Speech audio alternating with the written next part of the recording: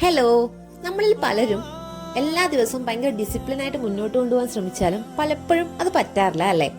പ്രോപ്പറായിട്ട് ഒരു റൂട്ടീനിലേക്ക് എത്തുകയും അത് മുന്നോട്ട് കൊണ്ടുപോകുന്നതും അത്ര ഈസി ഒന്നുമല്ല. എന്താ നിങ്ങളുടെ അഭിപ്രായം?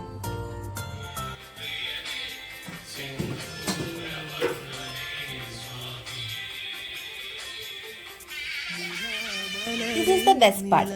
നമ്മൾ രണ്ടാളും ഏറ്റവും കൂടുതൽ എൻജോയ് ചെയ്യുന്നത് മോർണിംഗിൽ ഇങ്ങനെ നല്ല ഭക്തിഗാനങ്ങളൊക്കെ കേട്ടുകൊണ്ട് കുക്കൊക്കെ ചെയ്യുന്നതാണ്.